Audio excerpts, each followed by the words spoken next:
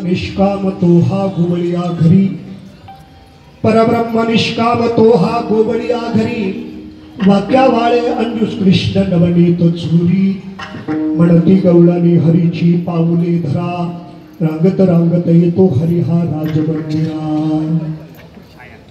लपत छपत येतो हरी हा राजभुवनी, नंदाशी टाकोनी आपण बैसे सिंहासनी, म्हणती गवळणी हरीची पाऊले धरा, रांगत रांगत येतो हरी हा राजमंदिरा, सापडला देव्हारा याशी बांधी दाव्यानी, सापडला देव्हारा याशी बांधी दाव्यानी, शंख चक्र गदा पद्म शारंग पाणी, म्हणती गवळणी हरीची पाऊले धरा, रांगत रांगत येतो हरी हा राजमंदिरा,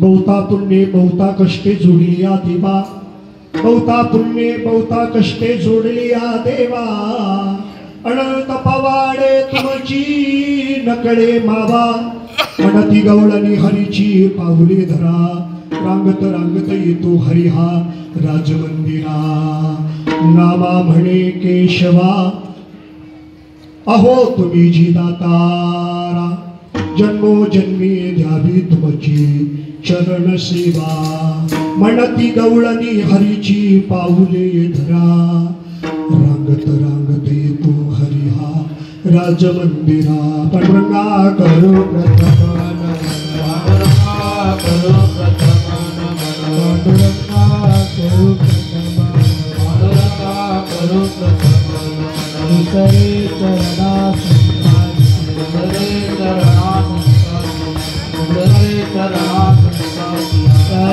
कृपादाने कथेचा विस्तार, कृपादाने कथेचा विस्तार, कृपादाने कथेचा विस्तार, कृपादाने कथेचा विस्तार, बाबाजी सद्गुरु दास तुका, बाबाजी सद्गुरु दास तुका, बाबाजी सद्गुरु दास तुका, नमामि सद्गुरुं शान्तं सच्चिदानन्द विग्रहं, पूर्ण ब्रह्म प्राणनमीशमानन्दी वल्लभं, ज्ञानेशु भगवान विष्णु निवृत्ति भगवान हरः, सोपानो भगवान ब्रह्मा मुक्ताख्या ब्रह्मचित्कला, अलंकापुरी रम्य सिंहासनस्थं, परम भोजतेजं स्मृति प्रदेशं, विरिन्द्रादिदेवैस्तास्तूयमाणं समाधिस्थमूर्तिं भजे ज्ञानदेवं, नमो सद्गुरु तुकया ज्ञानदीपा, नमो सद्गुरु सच्चिदानंद रूपा, नमो सद्गुरु भक्त कल्याण मूर्ती, नमो सद्गुरु भास्करा पूर्ण कीर्ती,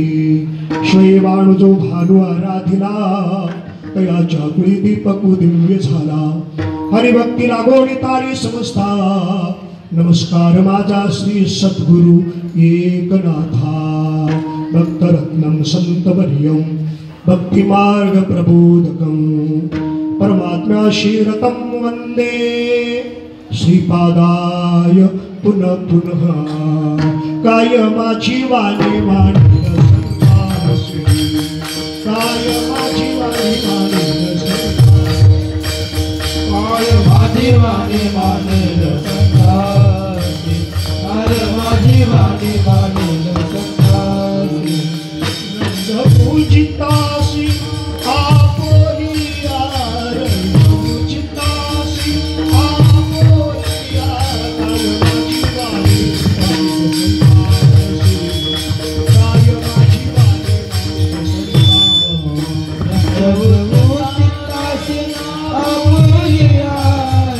Oh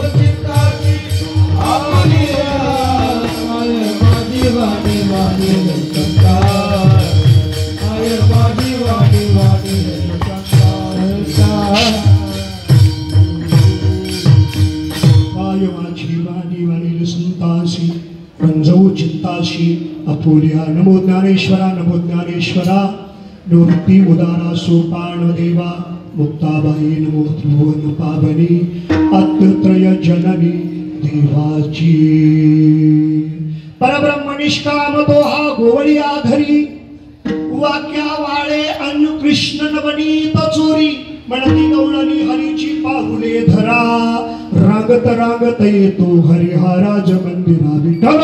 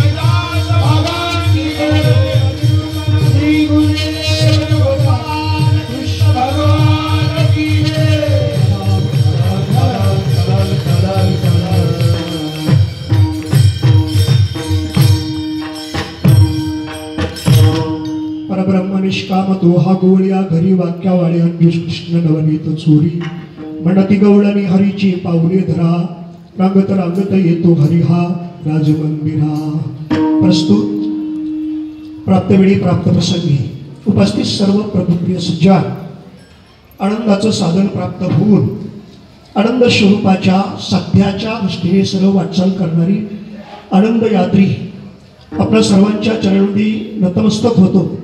विश्वव्यापी महावैष्णव श्री संत ज्ञानोबा यांच्या संजीवन समाधी सोहळ्याचा पवित्र पर्वकाळ आणि त्या पवित्र पर्वकाळाला अनुसरून या अलंकापूर किंवा आळंदी क्षेत्रामध्ये आनंद आश्रम आपणा सर्वांच्या अधिष्ठानामध्ये महात्म्याने आरंभ केलेली ही एक सांप्रदायिक परंपरा आणि या परंपरेला अनुसरून महात्म्यांच्या आशीर्वादाने हा संपन्न होत असणारा अखंड हरिनाम सप्ताह ग्रंथराज ज्ञानेश्वरी पारायण सोहळा गेली 7 दिवसापासून माऊली महा वैष्णव श्री संत ज्ञानोबा विशेषत्वानं या वर्षीची पर्वणी हे वर्ष श्रावण वद्य सप्तमी पासून तर पुढे येणाऱ्या श्रावण वद्य सप्तमी पर्यंत विश्वमाऊली महावैष्णव ज्ञानोबारायांचा सप्तशतकोत्तर सुवर्ण जयंती वर्ष म्हणून संपूर्ण महाराष्ट्र किंवा महाराष्ट्राच्या बाहेर ज्ञानोबारायांचं हे सुवर्ण जयंती वर्ष संपन्न होत असताना याच सुवर्ण जयंती महापर्व काळामध्ये विश्वमाऊली महावैष्णव ज्ञानोबा यांचा समाधी संजीवन सोहळा संपन्न होतो आहे।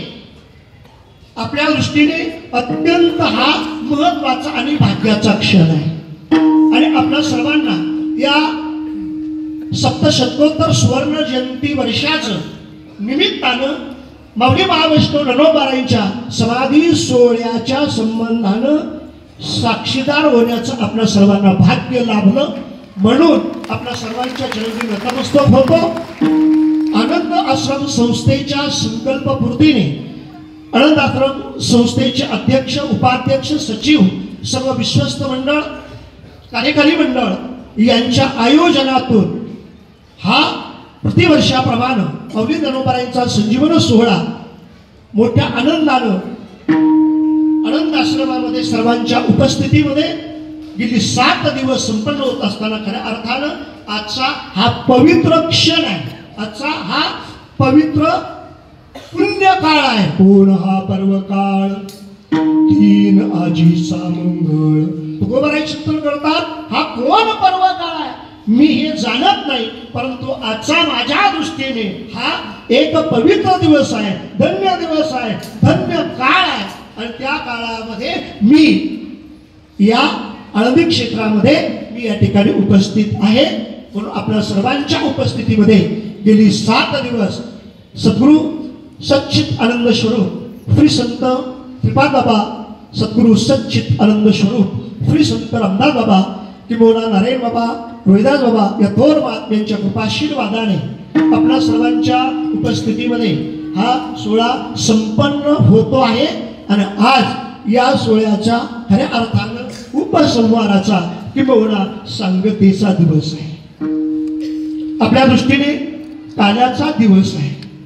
खऱ्या अर्थानं कोणत्याही परमार्थिक उपक्रमाची काल्याच्या कीर्तनानं सांगता होते, समाप्ती होत नाही.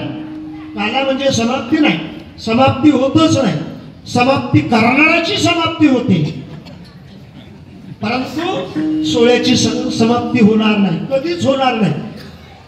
म्हणून आपण या ठिकाणी आपण 7 दिवस आपल्या प्रत्येकाच्या जीवनामध्ये काकड आरतीच्या भजनानं असेल, ज्ञानेश्वरी पारायणाच्या रूपानं असेल किंवा प्रवचन, हरिपाठ, हरिकीर्तन, हरिजागर या सर्व उपक्रमातून आपण 7 दिवस आज आपल्या जीवनामध्ये पवित्र काळ म्हणजे ज्या काळाला धन्य काळ म्हटलेला आहे तो असणारा या पवित्र प्रत्येक उपक्रमातून आपण उपसंहार साधण्याकरता या ठिकाणी 7 दिवस उपस्थित आहोत. आणि आज तो असणारा प्रत्येकाच्या जीवनामध्ये काला म्हणजे स्वीकारलेलं साधन जे आहे त्या साधनाची परिपूर्णता जिथं होते त्याला उपसंहार म्हणतात. उपसंहार म्हणजे सांगता उगमस्थानापासून प्रवाहित झालेली गंगा ती प्रवाहित होत असताना अनेक काळातून, अनेक देशातून आणि अनेक वस्तू या भूमिकेतून, या त्रिपुटीतून प्रवाहित होताना गंगा आपल्या मूळ स्वरूपाला म्हणजे सागराला जाऊन मिळते, सागराला जाऊन मिळते. म्हणून त्या गंगेची समाप्ती होत नाही, तर त्या गंगेची आपल्या मूळ स्वरूपामध्ये सांगता होते.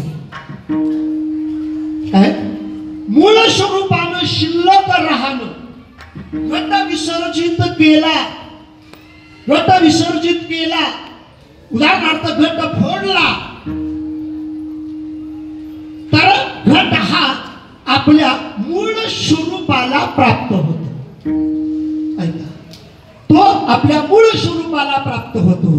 ज्ञानोबारायांची समाधी ती आपल्या मूळ स्वरूपामध्ये, मूळ स्वरूपाला अनुसरून मूळ स्वरूपामध्ये एकरूप होणं म्हणजे ज्ञानोबारायांची ही समाधी आहे. आणि आपला काला, काला म्हणजे आपल्या मूळ स्वरूपाला प्राप्त होणं. एवढ्या करताच आपण परमार्थातली प्रत्येक उपक्रम स्वीकारतो.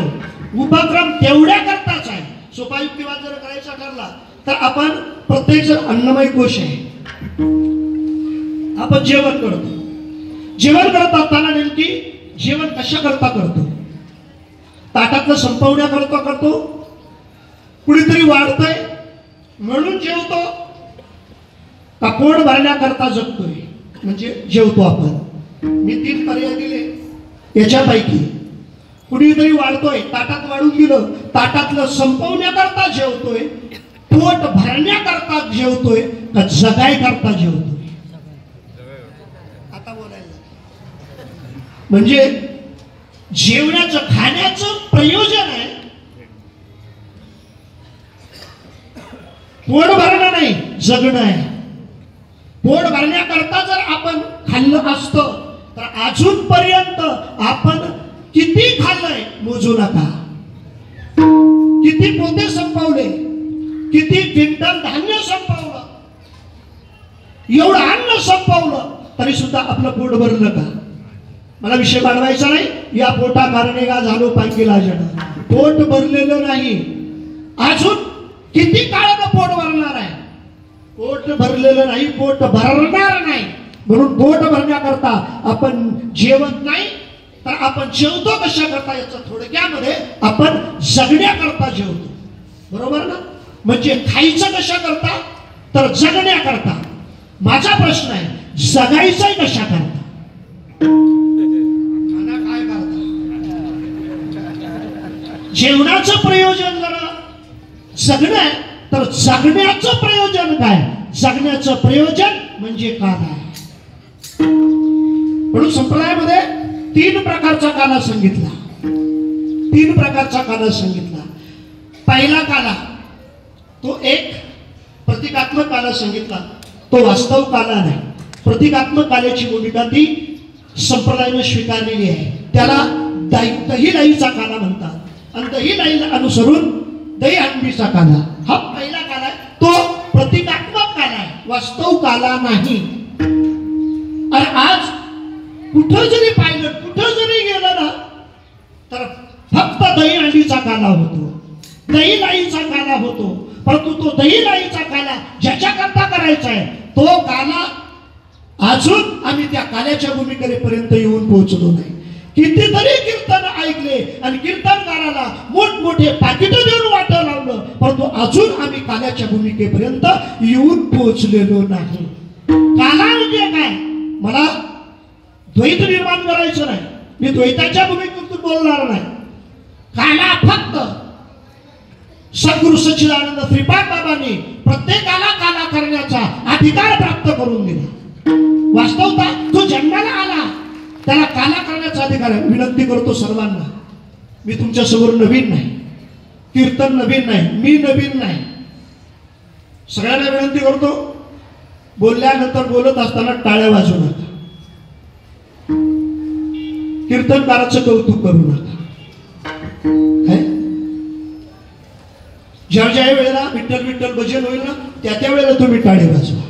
हा कोणती या संप्रदायामध्ये कधी कशामुळे आलंय कोणी आणलं मला काय माहित नाही, परंतु मी तो भाव तुमचा स्वीकारणार नाही.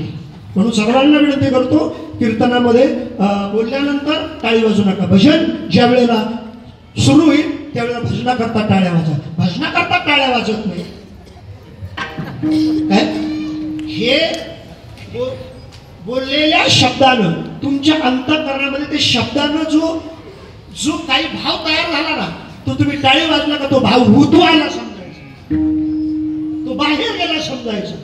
सगळ्यात महत्वाचं, काला होण्याकरता बोलेल पुढे मी काल्याच्या भूमिकेत भाव तयारही व्हावा लागतो, तयार व्हावा लागतो. परंतु तो भाव जिथं तयार झाला तिथंच तो मुरावा लागतो, तिथंच तो मुरावा लागतो. ज्या वेळेला 7 भाव तयार झाले, 7 भाव तयार होऊन ते जिथं तयार झाले, जिथून उठलेले ते तिथं जर मुरले तर 8वा भाव तयार होतो आणि त्या 8व्या भावात काला होतो. तुम्ही टाळ्या वाजवताना तो शुभेच्छा भाव सुद्धा नाही. या भावाच्या 7 भूमिका सांगितल्या, ज्याला ज्ञानाच्या 7 भूमिका सांगितल्या, ज्या शुभेच्छा, सुविचारणा, तनुमानस, आसनशक्ती, सत्वापत्ती, पदार्थ, भाविनी, तुर्या, हे जे 7 भाव सांगितले त्याच्यातला शुभेच्छा भाव सुद्धा तो नाही. माझा अधिकार आहे, मला तो महात्म्याने अधिकार दिला, म्हणून हा संप्रदायातला विकल्प त्या दृष्टीने बोलल्याशिवाय राहणार नाही. विठ्ठला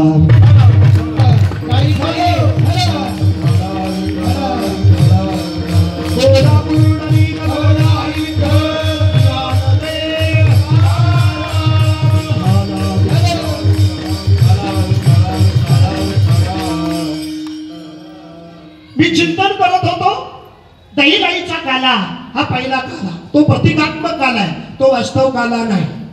परंतु प्रतिकात्मक भूमिका ही वास्तव स्वरूपाच्या दृष्टीने असते, ती आपण स्वीकारतो, स्वीकारली, परंतु तिचा विचार करून ते स्वीकारायची.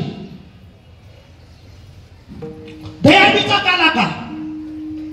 दहीहंडीचा काला कोणता निर्देश करतो? जशी ही हंडी आहे ना, तसा प्रत्येकाचा देह यालाही हंडी म्हटलेला आहे, त्यालाही घट म्हटलेला आहे. हंडी ही देहाकडे जाते, देह विवर्जित होणं,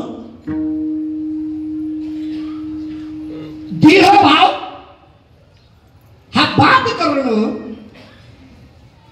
स्वरूप भावात येणं बोलण्याची आवश्यकता नाही, परंतु तुमच्या अंतःकरणाला स्पर्श करतो. ही रंगवलेली दहीहंडी आहे, ही सर्वांना दिसते. रंगवलेली दहीहंडी सर्वांना दिसते, परंतु या दहीहंडीच्या दृष्टीने जर चिंतन केलं तर त्या दहीहंडीचा आपला संबंध आहे का त्या दहीहंडीमध्ये ज्याला काला म्हटलेला आहे, त्या दहीहंडीमध्ये जे भरलेलं आहे, दहीहंडीमध्ये जे आहे त्याचा आपला संबंध आहे. दहीहंडीचा आपला संबंध आहे का त्या दहीहंडीतल्या प्रतिकात्मक काल्याचा आपला संबंध आहे. दहीहंडी फोडणार आहेत सगळे. नेमकी आपला संबंध कुणाशी येतो? दहीहंडीशी येतो का त्याच्यातल्या काल्याशी? कुठं जरी गेलो तर सगळ्या उड्या दहीहंडी करतायत, दहीहंडीच्या खापरा करतायत सगळ्यांच्या उड्या. म्हणजे काल आमचा कुठं गुतला आहे म्हणून काल्याची वास्तव भूमिका आमच्यापर्यंत का प्राप्त होऊ शकत नाही? दहीहंडी विसर्जित केल्यानंतर किंवा फोडल्यानंतर सगळे त्या दहीहंडी करताच उड्या घेतात. काय त्याच्यातला वास्तव काला पायाखाली तुडवतात आणि दहीहंडीच्या खापरा करता उड्या घेतात. कोणता काल आहे? आम्ही कुठं चाललो परमार्थाच्या नावावर? कोणता काल आहे?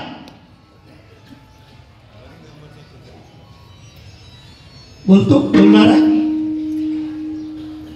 आपला संबंध त्याच्या तत्वरूपाशी आहे. मी बोलत नाही हळदी घातली भात टाकीला, हळदी घातली भात टाकीला, हळदी घातली भात टाकीला, हळदी घातली भात टाकीला.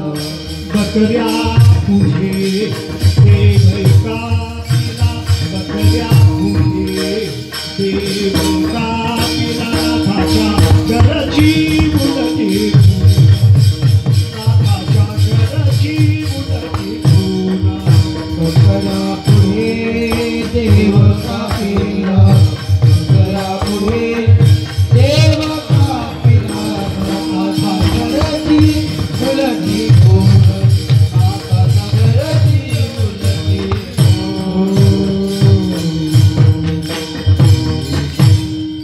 हंडी खादली भात टाकीला, बकऱ्या पुढे देव कापिला.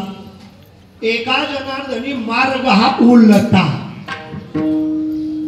जो जाणे तो गुरुचा बेटा. हा मार्ग हा आपल्या स्वरूपापर्यंत जाणारा मार्ग नाही. तेने न भेटे कृष्ण परेश चिरंजीव पद. या भूमिकेनं आपल्याला स्वरूपापर्यंत जाता येणार नाही आणि आपण ती भूमिका स्वीकारली. कोणती? हंडी खादली आणि भात टाकीला. मला सांगायचं खापरा करता उड्या घेता आणि त्याच्यातला वास्तव स्वरूपातला काला पायाखाली तुडवता. हे त्या काळामध्ये नाथांच्या लक्षात आलं, अजून कीर्तनकाराच्या लक्षात यायला. बरं, काही हरकत नाही. मी विचार केला की एवढ्या उड्या खापरा करता मारतात, उड्या खापरा करता घेतात. एका ठिकाणी तर काल्याच्या कीर्तनाला दहीहंडी विसर्जित, दहीहंडी फोडताना पोलीस संरक्षण. म्हणजे कीर्तनात पोलीस संरक्षण नेमकी? म्हणजे महाराज तुम्हाला कीर्तन संपल्यानंतर सांगतो. म्हणजे कशा करता? गेल्या वर्षी खापरावरून 2 गटामध्ये तणाव निर्माण झाला. खापरावरून 2 गटामध्ये तणाव निर्माण झाला म्हणून या वर्षी शांतता आणि सुव्यवस्था टिकवण्याकरता पोलिसाला पाचारण केलं. कशावरून? कशा करता? मला खापरा करता. आम्हाला विचार आला, आपण नुसत्या दहीहंडी फोडतो परंतु आपल्याला त्या दहीहंडीच्या खापराचं महत्व आपल्याला कळालं नाही. समाजाला त्या दहीहंडीच्या खापराचं महत्व कळालंय. आपण नुसत्याच फोडतो, अजून आपल्याला कळालं नाही. एक खापर जाऊन घेऊन जाणाऱ्या एका माणसाला धरलं, हाताला धरलं, हाताला विचारलं नेमकी तुम्ही एवढ्या उड्या घेता, खापरा करता, नेमकी खापराचं महत्व काय? कारण आम्ही नवीन आहेत. तुम्ही ऐकून ऐकून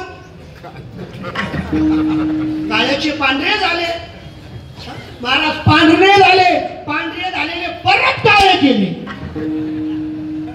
म्हणलं तुमचा प्रवास पुढला आहे आमच्यापेक्षा, आम्ही तिथपर्यंत अजून पोहोचलेलो नाहीत, आमचे पूर्ण सुद्धा पांढरे झालेले आहेत. काळ्याचा तर विषय लांब राहिला, म्हणजे तुम्ही आमच्या पुढे, तुम्हाला खापराचं महत्व कळालं. मी विचारतोय नेमकी खापराचं महत्व का? तर त्याने असा दणका दिला, म्हणजे महाराज तेवढं खापर आमच्यापर्यंत येतंय, वाट्याला येतंय, ते खापर तुम्हाला खापा नका. पडली का तेवढं खापरच आमच्या वाट्याला येते आणि ते तुम्हाला काय म्हणलं तसा प्रश्न नाही. परंतु नेमकी आम्हाला महत्व सांगा, कारण आमच्या वाट्यात तेवढं खापर येतं. सप्त्यातली जेवढी वर्गणी होती ना, ती वर्गणी तुम्ही अख्खा सप्ताह दोन आमचा त्याच्यात अपवाद आहे का? पाकिटाला आमचा अपवाद आहे का? आम्ही फक्त तेवढ्या खापराचे अधिकारी आहेत. तुम्ही सगळे मोठमोठे तरी तुमच्या आमच्या खापरावर जर मला म्हणलं वेळ वाढवायचा नाही, मला एकच सांगा, त्या खापराचं महत्व सांगा. तर त्यांनी सांगितलं हे खापर जर घरी नेलं, घरातल्या स्वयंपाकरूम मध्ये जर पिठामध्ये जर ठेवलं तर पुढल्या वर्षीच्या काल्यापर्यंत दळणच आणावं लागलं, म्हणजे पीठ संपत नाही. असं ऐका बरं, इथं खापर उचलण्याचं नियोजन आमच्या संस्थेला करावं लागत, कुणी खापराला हात लावले. म्हणून मला सांगायचे, म्हणून ऐका, हे काल्याचं कीर्तन म्हणजे दिलेला मान नाही, काल्याचं कीर्तन म्हणजे एक जबाबदारीचं कीर्तन आहे. हेच कीर्तन जबाबदारीचं नाही. व्यासपीठावर प्रवचन असेल, व्यासपीठावर ज्या ज्या वेळेला कीर्तन असतील, कोणाची असतील, तर तो संस्थेनं दिलेला मान नाही. मी विनंती करतो या निमित्तानं, इथं सेवा प्राप्त झाली का मोठं भाग्य समजतं. संस्थेनं सेवा दिली, फार मोठं माझं भाग्य उदयाला आलं. कशाला? हे कीर्तनाला न प्रवचनाला. अरे भाऊ, या कीर्तनानं प्रवचनाला ना वाद सुरू झाले कितीतरी, वादात गुंतलंय, भेदात गुंतलंय, प्रतिष्ठेत गुंतलंय, मानात गुंतलंय व्यासपीठ. ही जबाबदारी आहे, दिलेला मान नाही. म्हणून इथं उभा राहिल्यानंतर जबाबदारी स्वीकारा, बोलत असताना जबाबदारी घ्या. समोर बसलेले जे हजारो आहेत त्यांची जबाबदारी आहे, संप्रदायाची जबाबदारी आहे, धर्माची जबाबदारी आहे, याच्याबरोबर देशाची जबाबदारी आहे. देश, धर्म, संस्कृती, तीर्थक्षेत्र, संत वाङ्मय, संत अनुभूती, या सगळ्याचा विचार इथं व्यासपीठावर करावा लागतो. इथं बांधलेलं दिसतंय ना हे उपरणं, केवळ उपरणं नाही, ते सांप्रदायिक बंधन आहे, ते शास्त्रीय बंधन आहे. पहिला तो बांधला, तो धर्माला बांधला, संप्रदायाला बांधला, शास्त्राला बांधला, अनुभवाला तो बांधलेला आहे. या अनेक भूमिकेतून त्याला समाजाला खऱ्या अर्थानं आपापल्या मूळ स्वरूपापर्यंत प्राप्त करायचे. मला एकच सांगायचंय, खऱ्या अर्थानं नागपराने जी भूमिका सांगितली ना, त्या काल्याचं नाव पहिला काला हा दहीहंडीचा काला, आणि खऱ्या अर्थानं ज्या दोन काल्याच्या भूमिका सांगितलेल्या आहेत, दोन मस्त शास्त्रामध्ये फक्त त्या दोन भूमिकेचा खऱ्या अर्थानं उल्लेख सापडतो. तो पहिला काला सांगितला तो म्हणजे पाठीमागून गोरक्षेट यांनी मला सांगितलं, हरिनामाचा खिचडी. मी याला उपक्रम म्हणतो. हरिनामाचा खिचडी काला हा पहिला काला आहे, परंतु हरिनामाचा खिचडी काला हा पहिला काला आहे. परंतु तो हरिनामाचा खिचडी काला, तो काला कशा करता, तर शिव ब्रह्म ऐक्य साधन, आणि वास्तव काला शिव ब्रह्म ऐक्य हा वास्तव काला आहे. काला इथं तो अहो शिव ब्रह्म ऐक्य साधून वास्तव आभेदात येऊन आनंदाची व्याप्ती वाढवण्याकरता हा महात्म्याने स्वीकारलेला हा एक कल्पित भेद आहे. कारण पहिल्यांदा ऐक्य साधायचंय. ऐक्य साधल्या नंतरची भूमिका आहे. नको ब्रह्मज्ञान आत्मस्थिती भाव, नको ब्रह्मज्ञान आत्मस्थिती भाव, नको ब्रह्मज्ञान आत्मसिद्धी भाव, नको ब्रह्मज्ञान आत्मसिद्धी भाव. विभक्त तू देव ऐसे करी, विभक्त तू देव ऐसे करी, दावी रूप मज गोपिका रमणा, दावी रूप मज गोपिका रमणा. हे भक्त तू देव ऐसे करी, हे भक्त तू देव ऐसे करी, दावी रूप मज गोपिका रमणा, दावी रूप मज गोपिका रमणा. ऑपरेटर पुढे गेले. नको ब्रह्मज्ञान आत्मस्थिती भाव विभक्त तू देव ऐसे करी. आम्ही हे तुकोबारायांचं किंवा संतांचं प्रमाण कुठं वापरतो? ब्रह्मज्ञानाचा निषेध करण्याकरता वापरतो. म्हणून बोलत आता नुसते दिलं जातं त्याला प्रमाण म्हणत नाही, दिलं जातं त्याला प्रमाण म्हणत नाही. जरा संत वाङ्मयाचा विचार करा. हा ब्रह्मज्ञान झाल्यानंतरचे उद्गार आहे. ब्रह्मैक्य साधल्यानंतरचे उपयोग आहे. हा ब्रह्मज्ञान झाल्यानंतरचं मानलं नाही. म्हणजे याच्याकरता ब्रह्मैक्य झालेलं आहे, ब्रह्मैक्य साधलेलं आहे आणि ब्रह्मैक्य साधून आनंदाच्या व्याप्तीकरता हा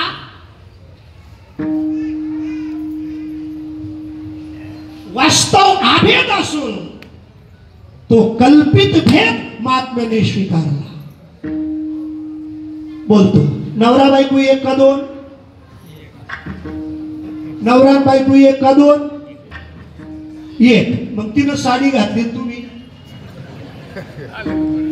अजून जरा तुमच्या अंतःकरणात श्रवणीय भावातून स्पर्श जर करायचा तर कदाचित दोन मुलं आहेत. तो विचारलं हे दोन मुलं कोणाचे? म्हणजे आमचेच आहेत. मग विचारलं या दोन्ही मुलांपैकी तुमचा कोणता आहे आणि तुमचा कोणता आहे? ते म्हणले बरं आहे का, आम्ही काय दोन आहेत का? म्हणजे आम्ही एक आहोत. हे जसं ते दिसताना हे दोन दिसतात, दिसायला ते दोन जण दिसत असले तरी ते असायला एक आहे. तुका म्हणे काला, तुका म्हणे तुका म्हणे काला, तुका म्हणे काला. कोठे अभेद देखिला, कोठे अभेद देखिला, या पंढरीची घडी, ते या पंढरीची घडी,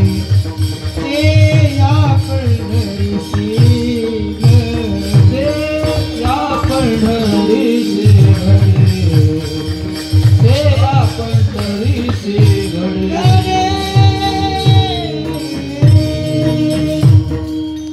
तुका म्हणे काला कोठे अभेद देखिला, अभेद काला कोठे देखिला. अभेद म्हणून काला हा अभेद आहे. ज्या वेळेला अभेद सिद्ध होतो तिथं भेद आल्याशिवाय राहत नाही. परंतु तो भेद हा हा वास्तव अभेद आहे, अनकल्पित भेद आहे. विठ्ठला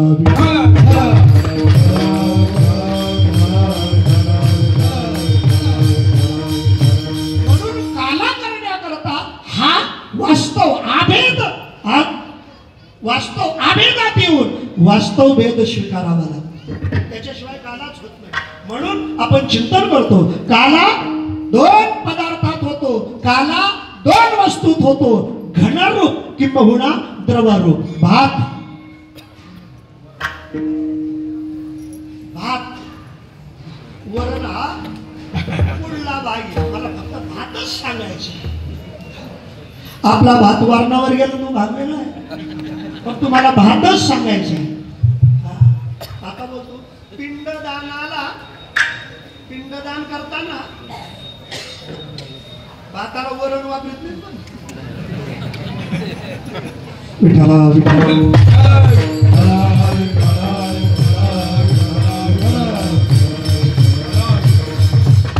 भाताला वरण वापरलं का भात समजायचा चवीला आला.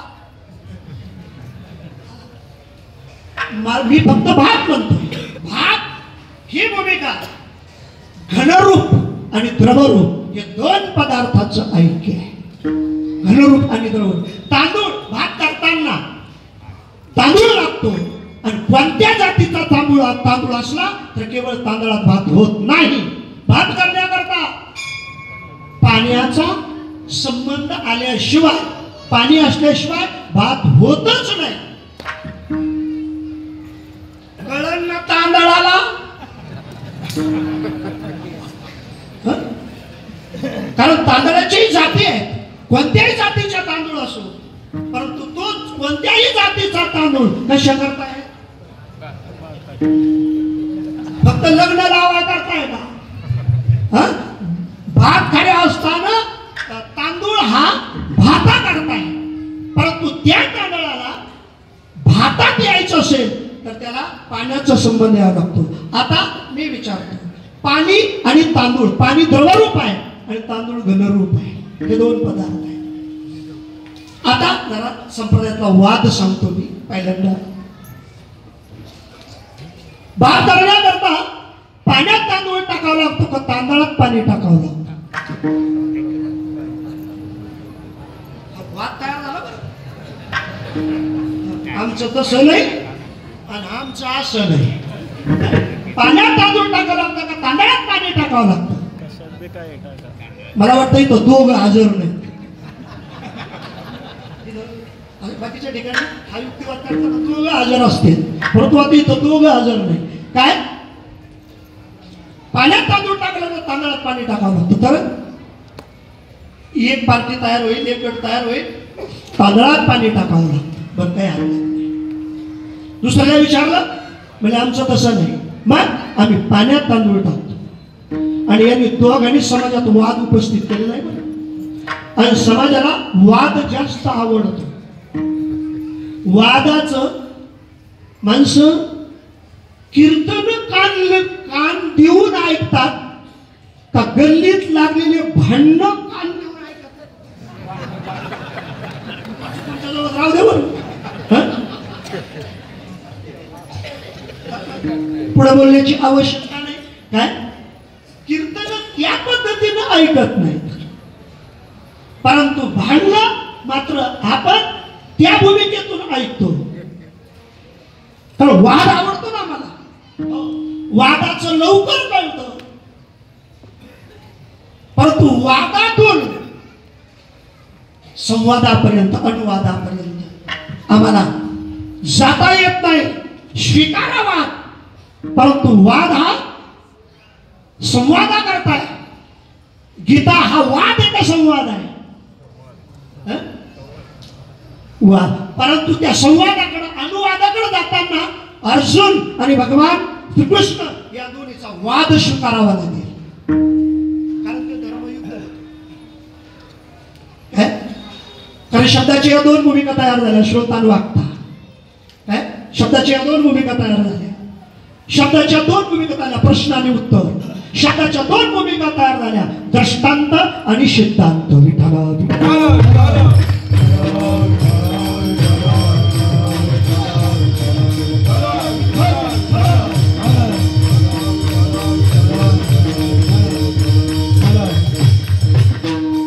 तांदळात पाणी टाकावं लागतं, एक म्हणतोय पाण्यात तांदूळ टाकावं लागतं. मला दोघांनाही सांगायचंय, तुमची कधीपासून तुम्ही तांदळात पाणी टाकता? म्हणजे आमची परंपराच आहे.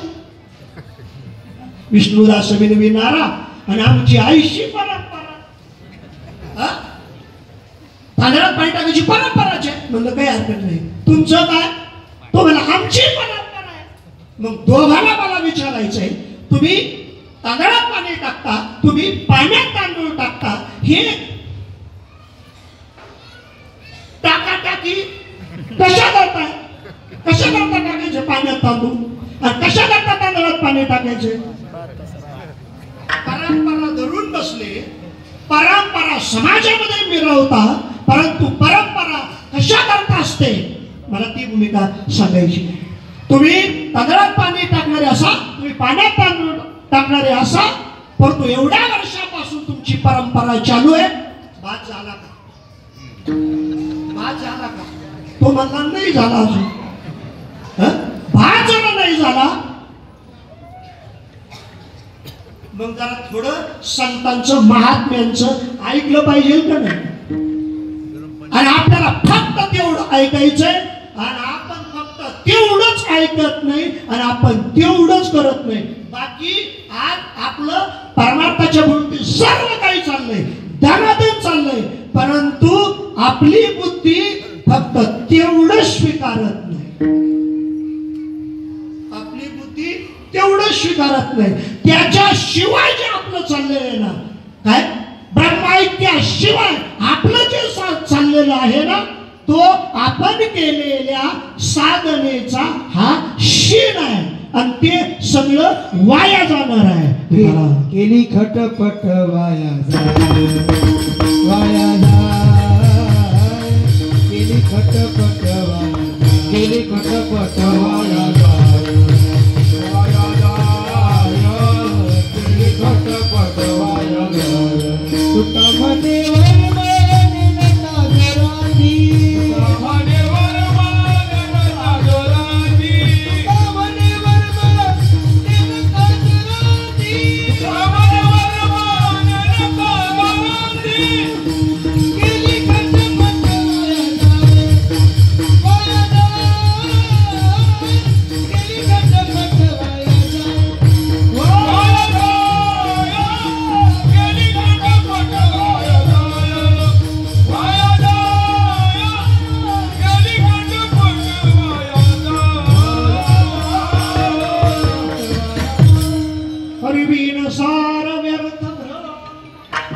विष्णु बिन जप व्यर्थ त्याचे, जप तप कर्म हरि बिन धर्म, वाहुगाची श्रम व्यर्थ जाय, वाहुगाची श्रम व्यर्थ जाय, वाहुगाची श्रम व्यर्थ जाय.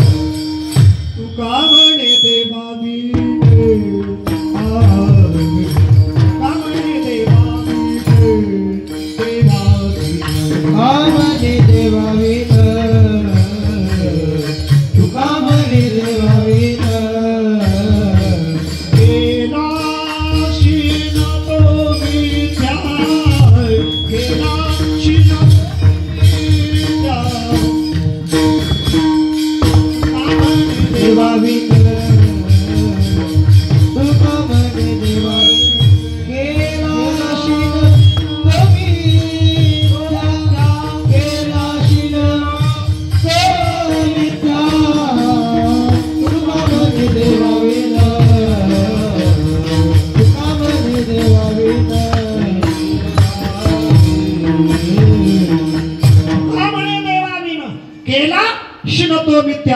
आपल्याला स्वरूप स्वरूपाचं ज्ञान जर नसेल तर तुम्ही जे जे कराल तो शीन होईल. म्हणून आपलं स्वरूप ऐक्य होणार नाही. मला सांगायचंय काला होणार नाही. काला होण्याकरता पहिल्यांदा काला म्हणजे काय? विठ्ठला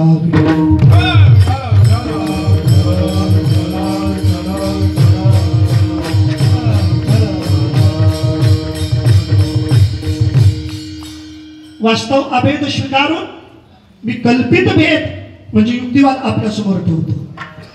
रस्ता हा दोन गावाच्या संबंधाने असतो आणि रस्ता हा दोन्ही गावं जोडण्याकरता असतो.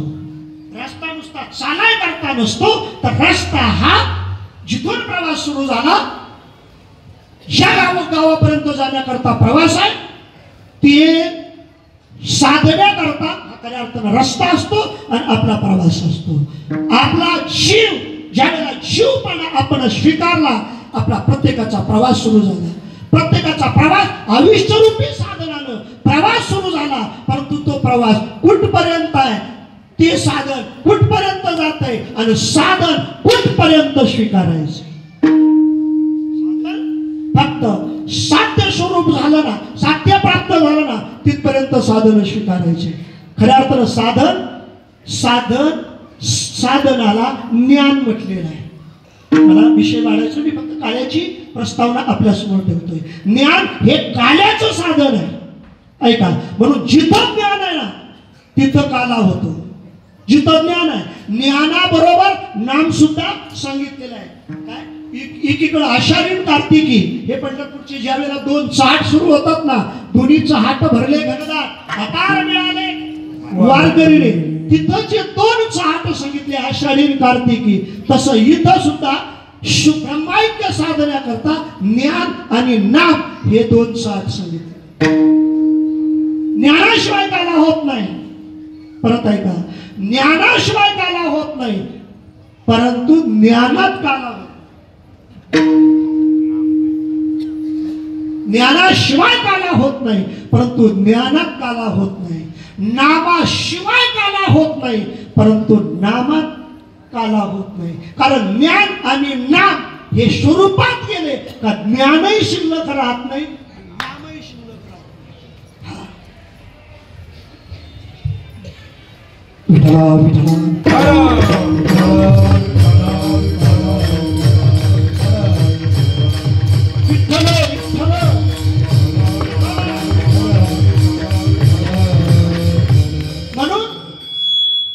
ज्ञानात काल्याची भूमिका सांगितलेली आहे.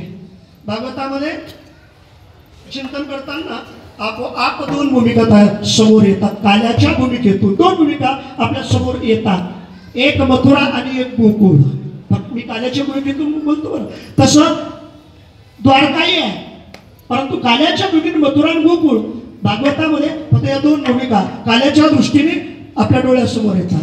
मला सांगायचे कृष्ण मथुरेत आणि कृष्ण गोकुळातही आहे, परंतु काला कुठे झाला? काला कृष्ण मथुरेत आणि गोकुळात आहे. काला कुठे झाला? तर काला गोकुळातच झाला. मथुरेत काला का झाला नाही? मथुरेत कृष्ण असून मथुरेत काला का झाला नाही? कारण एकच चिंतन आहे, मथुरेमध्ये कृष्ण आहे, परंतु कृष्ण स्वरूपाच्या ज्ञानाचा अभाव आहे. म्हणजे कृष्ण स्वरूपाचं ज्ञान नाही, कृष्ण आहे परंतु कृष्ण स्वरूपाचं ज्ञान नाही, स्वरूप ज्ञान नाही. पूज्य श्री डोंगरे महाराजांनी आपल्या भागवतामृत, जसं आपलं अमृत अनुभव म्हणजे अमृत अनुभव आहे ना, तसं डोंगरे महाराजांचं भागवतामृत हा एक छोटा ग्रंथ आहे. त्याच्यामध्ये डोंगरे महाराजांनी या 2 भूमिका सांगितलेल्या आहेत. मथुरेत कृष्ण नाही असं नाही, परंतु कृष्ण स्वरूपाचं ज्ञान नाही. म्हणून जिथं कृष्ण आहे परंतु कृष्ण स्वरूपाचं ज्ञान नाही, तिथं कृष्ण स्वरूपाचा जो परिणाम सांगितला तो हा विपरीत परिणाम सांगितला. काय विपरीत परिणाम? मथुरेमध्ये कृष्ण असून मथुरेमध्ये सुख आहे का दुःख आहे? तर याचं चिंतन आहे. मथुरेमध्ये कृष्ण असून मथुरेमध्ये दुःख आहे. केवळ दुःख नाही, दुःखाबरोबर चिंता आहे, भीती आहे, धाक आहे. हे सगळं कोणामुळे आहे? तर कृष्णामुळेच आहे. मथुरेमध्ये दुःख आहे याला कारण कृष्णच आहे. मथुरेमध्ये चिंता आहे याला कारण कृष्णच आहे. मथुरेमध्ये भीती आहे याला कारण कृष्णच आहे. जर चिंतन केलं, कृष्ण भीतीला कारण असतो का? परमात्मा भीतीला कारण असतो का? परमात्मा दुःखाला कारण असतो का? परमात्मा चिंतेला कारण असतो का? तरी सुद्धा मथुरेत कृष्ण असून भीती आहे, चिंता आहे, दुःख आहे. याचा फक्त संबंध हा फक्त अज्ञानाकडे जातो. अज्ञान म्हणजे काय? बाबा मेटकरी बाबा दिवशी बोलताना बोलले, मला ते काही कळत नाही, मला स्वरही नाही, मला त्याच्यातलं काहीच कळत नाही, परंतु गोड वाटलं. गोड वाटलं. मग मी त्यांना म्हणलं, तुम्हाला गोड कस काय वाटलं? तुम्हाला तर कळत नाही, तर तुम्हाला गोड कस काय वाटलं? आनंद झाला. मग आनंद का झाला?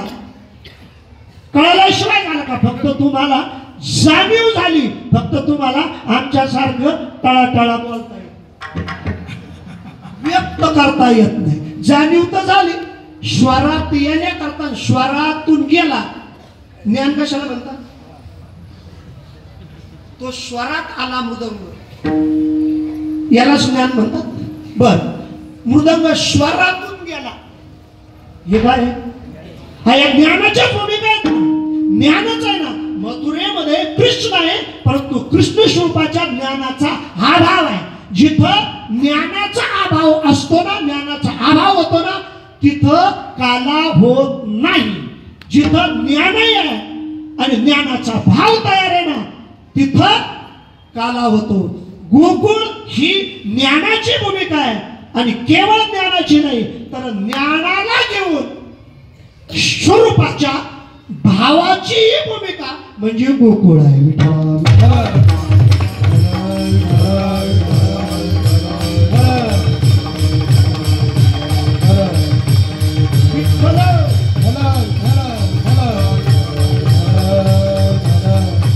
म्हणून मथुरेतला कृष्ण असो, मथुरेतला कृष्ण ज्या वेळेला गोकुळात येतो त्यावेळेला तो खऱ्या अर्थानं काल्याला प्राप्त होतो. तिथं केवळ भूमिका केवळ भगवान श्रीकृष्णाची नाही, तर गोकुळामध्ये त्या काल्याच्या भूमिकेकरता गोपी हा भाव नामदेव महाराजांनी प्रमाण मानलेला आहे. काला करण्याकरता भाव, आणि भाव म्हणजे ही गोपी आहे. गोपी ही व्यक्ती लक्षणा नाही, गोपी ही भाव लक्षणा. संपली काल्याची प्रस्तावना. गोपी ही व्यक्ती लक्षणा नाही, व्यक्ती ही भाव लक्षण आहे. व्यक्ती ही गोपी ही स्त्री नाही, गोपी ही स्त्री नाही, आणि गोपी हा पुरुष सुद्धा नाही. भाव, कारण भावाच्या या दोन भूमिका आपोआप पुढे येतात. भाव ही भूमिका आहे, आणि जिथं हा भाव तयार आहे ना, काला तिथं होतो. परंतु भाव हा तयार आहे, परंतु भावात परमात्मा निवून ठेवला. भावात परमात्मा आला का कालाच झाला. ऐका, भावात परमात्मा आला का कालाच झाला. म्हणून त्या भावात परमात्म्याने करता इथं चिंतन आहे. परमात्मा काला करण्याकरता परमात्म्याची भूमिका ब्रह्म म्हणून सिद्ध केलेली आहे. ब्रह्म म्हणून सिद्ध केलेली आहे नामदेव महाराजांनी. आणि त्या ब्रह्माच्या कार्य अवच्छेदक भूमिकेतून ब्रह्माला परब्रह्म म्हटलं. परब्रह्म ही भूमिका निर्गुणाकडे जाते. ऐका, जे परमात्म्याचे परमात्म्या स्वरूपाचे जे दोन अंग तयार होतात, त्याच्यामध्ये मूर्त अमूर्त, व्यक्त अव्यक्त, दृश्य अदृश्य, सगुण आणि निर्गुण, आणि शेवटची भूमिका स्वरूप आणि तटस्थ.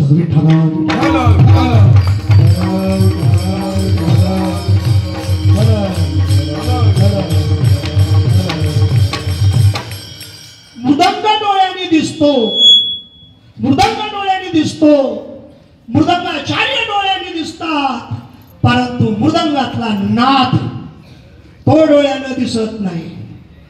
काय? आणि मृदंग म्हटलं का मृदंगाच्या आपोआप तो का आकाराला आला का तो आपल्या मूळ स्वरूपाला घेऊन आकाराला येतो.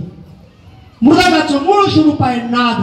त्याला, त्या नादाला नाद ब्रह्म सुद्धा म्हटलेलं आहे. जसं इथं नामदेव महाराज परब्रह्म म्हणतात, तिथं त्या नादाला नाद ब्रह्म सुद्धा म्हणलेलं आहे. ताल हा नाद ब्रह्म आहे, श्रुती म्हणजे हा नाद ब्रह्म आहे. सांगायची आवश्यकता पडली नाही.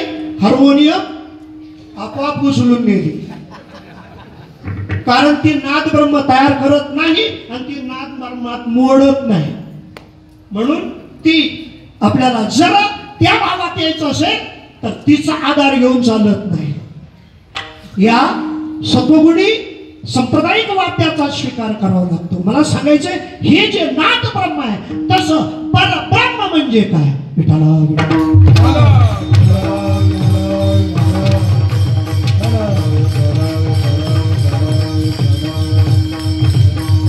परब्रह्माच्या भूमिकेतून विटेवर जे उभा आहे त्यालाही परब्रह्म म्हटलं.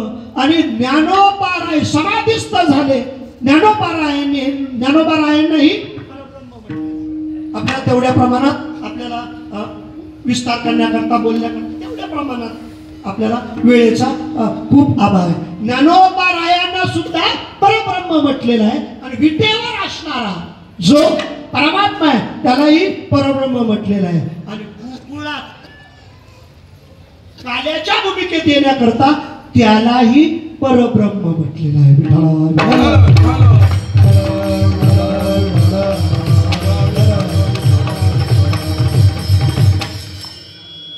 मी प्रस्तावना करताना या भूमिकेनं प्रस्तावना केलेली होती. कारण वास्तव आभेद असून, कारण या भूमिका ब्रह्माच्या ठिकाणी बसतच नाही. काय आभेदही बसत नाही, ब्रह्माच्या ठिकाणी आभेदही बसत नाही. कारण आभेद सिद्ध करण्याकरता पहिल्यांदा भेद स्वीकारावा लागतो.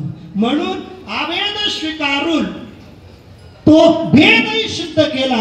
म्हणून परमात्म्याचे अवताराचे परमात्मा स्वरूपाची हे दोन अंगना लक्षणं केले. व्यक्त म्हणा, अमूर्त म्हणा. जे अमूर्त असतं तेच व्यक्त असतं, जे अदृश्य असतं तेच दृश्य असतं, जे निर्गुण असतं तेच सगुण असतं. म्हणून काल्याच्या भूमिकेकरता निर्गुण आणि सगुण या दोन भूमिका असताना भूमिका तयार करून काल्याचा आनंद मिळवण्याकरता, काला करण्याकरता आणि भगवान परमात्म्याचं चरित्र सांगण्याकरता, भगवान परमात्म्याचं चरित्र सिद्ध करण्याकरता निर्गुण हे सगुणात आणल्याशिवाय चरित्र सुरू होणार नाही. निर्गुण हे सगुणात आणल्याशिवाय काल्याची भूमिका सिद्ध करता येणार नाही. म्हणून नामदेव महाराजांनी जे निर्गुण आहे ते सगुणात आणलं. कारण या अभंगाची उत्पत्ती इथं सांगितलेली आहे. निर्गुणाचं सगुणात आणलं आणि सगुणात आणून त्याच्या लीला आणि त्याचं चरित्र हे काल्याच्या भूमिकेतून आपल्या समोर सिद्ध केलेलं आहे.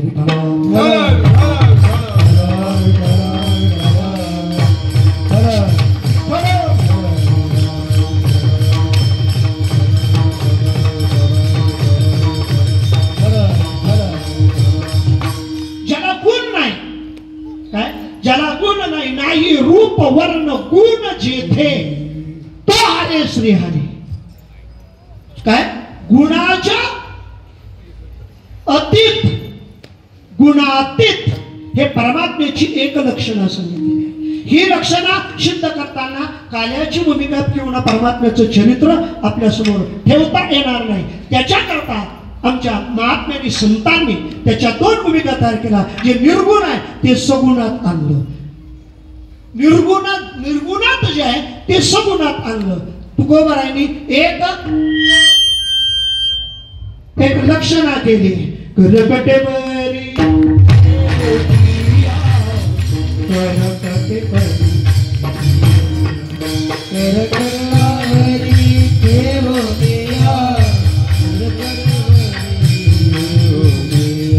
सुंदर ते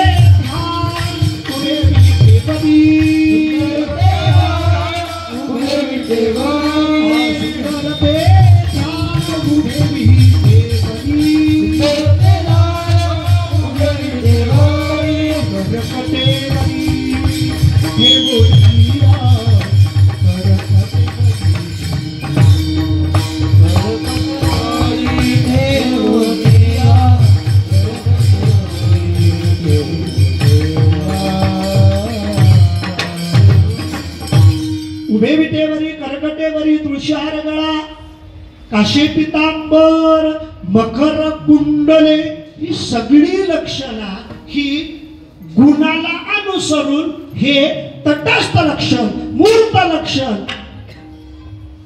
दृश्य हे तुकोबारांनी सिद्ध केलं. जे दृष्टी अगदी गोचर आहे, जे दृष्टीत येतं, परंतु जे दृष्टी अगोचर आहे, जे दृष्टीत येत नाही, मग आनंद मिळवण्याकरता ते दृष्टीत आणावं लागतं.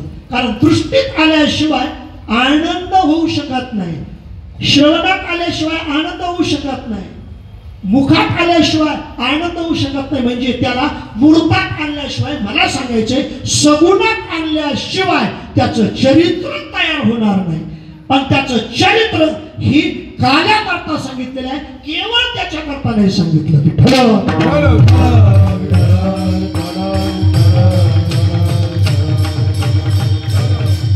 म्हणून विटेवर आला उभा जो आहे ना, तो गुन्हा आला विटेवर, गुणाला घेऊन विटेवर आला नाही. जो गुन्हा विटेवरी, गुणाला विटेवरी, गुणाला विटेवरी, पितांबरधारी सुंदर तो, पितांबरधारी सुंदर तो,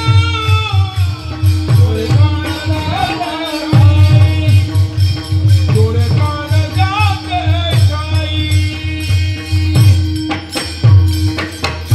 गुणाला विटेवरी, तो परमात्मा गुणाला घेऊन विटेवर आला.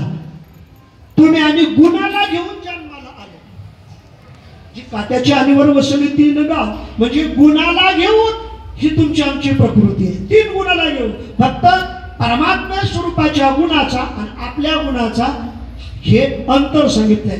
तो त्याला गुण, हे षडगुण सांगितलेले आहेत, 6 गुण सांगितलेले आहेत आणि आपल्याला 3च गुण सांगितलेले आहेत. म्हणून ज्ञानोबारायांनी रूपक काय केलं, काट्याच्या आणीवर वसली 3 गाव. या 3 गाव म्हणजे ही प्रकृती, प्रकृती स्वीकारली का जीव आहे आणि प्रकृती वजा केली,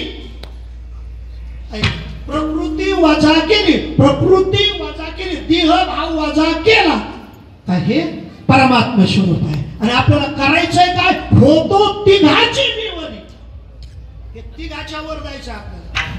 एवढाच काल्याचा अभंग आहे बरं का मालिकेमध्ये, ते अंडीचा अभंग फक्त एवढाच अभंग, एकच अभंग आहे.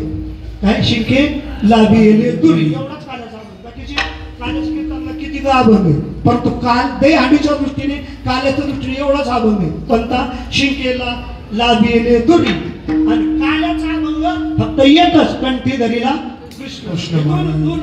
त्याच्यामध्ये भूमिका आलेली आहे, होतो तिघाची मिवारी. तिघाच्या वर म्हणजे प्रकृतीच्या वर, प्रकृतीच्या पलीकडं, गुणाच्या पलीकडं. गुणाच्या पलीकडे गेलं का प्रकृती भाव वजा होतो. आणि प्रकृती भाव वजा होणं, गुण वजा होणं म्हणजे परमात्मा मथुरेतून गोकुळात येणं. मी गोकुळ इथं ही भूमिका सांगतोय. गोकुळ, गोकुळामध्ये भाव तयार आहे. जो जिथं काला होतो तो काल्याचा भाव गोकुळामध्ये तयार आहे. त्या भावात परमात्मा आला का परमात्म्याचं खरं चरित्र सुरू होतं. रांग तरंगणी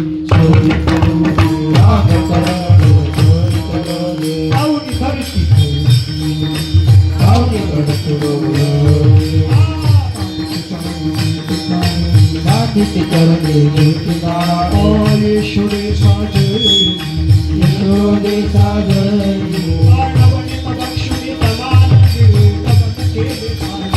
कृष्ण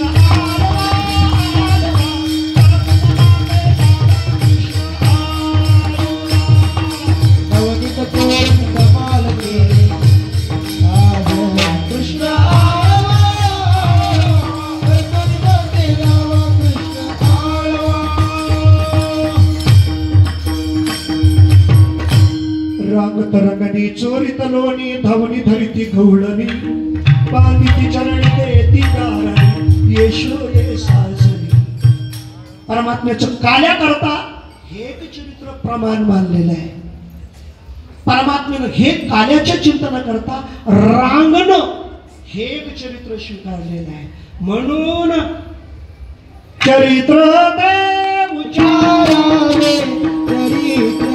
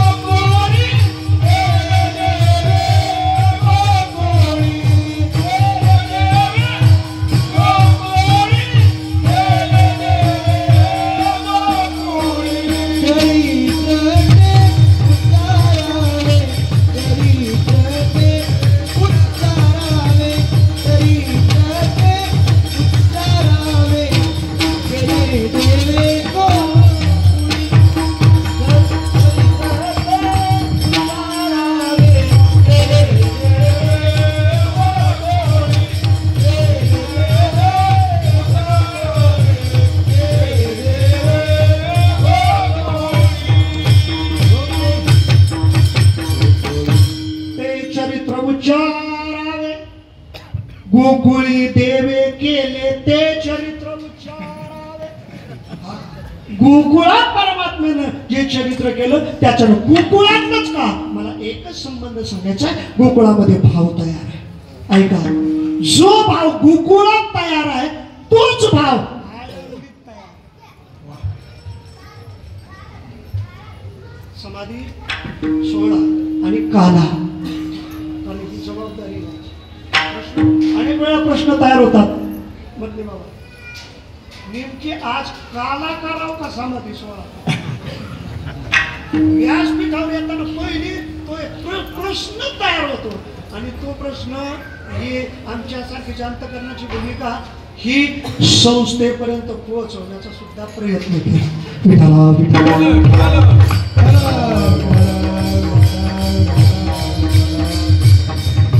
आता बोलतो आपण आळंदी क्षेत्रामध्ये आलो, आपण काला करण्याकरता आलो का आपण समाधी सोहळा.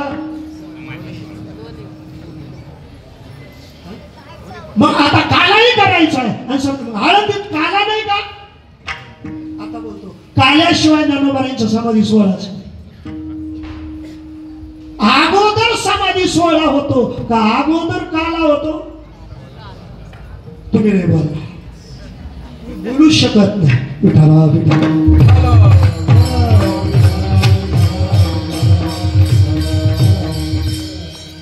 अगोदर ज्ञानोबांचा समाधी सोहळा.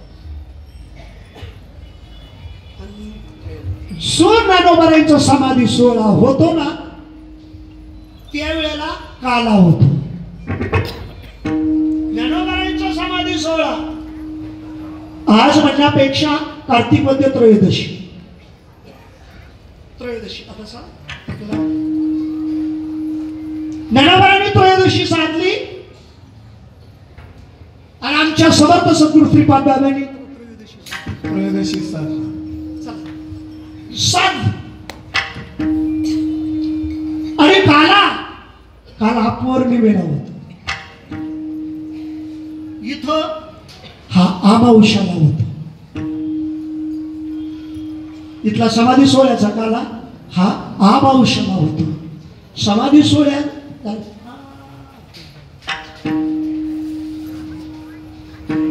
आम्हाला समाधी सोहळ्यापर्यंत येता येत नाही, आम्हाला समाधी सोहळ्यापर्यंत थांबता येत नाही. द्वादशीलाच आमचा काला होतो. हा आळंदीचा द्वादशीलाच काला झालाय. कालच आपण इथं कालच काला कसा म्हणजे आम्ही येतो ना ज्ञानोबांवर उपकार करतो. आम्ही येतो म्हणतो ज्ञानोबांचा सोहळा होतो. आम्ही जर नाही आलो तर ज्ञानोबांचा सोहळा होईल का. म्हणून तर आम्ही येतो. समाधी सोहळा मला एक सांगायचे, समाधी सोहळा आणि काला त्याची दोन्ही भूमिका आहेत. ज्ञानोबांचा समाधी सोहळा, ज्ञानोबांचा समाधी काल, ज्ञानोबांचा समाधी पर्व, ज्ञानोबांची समाधी परमात्म्याशिवाय होऊ शकत नाही.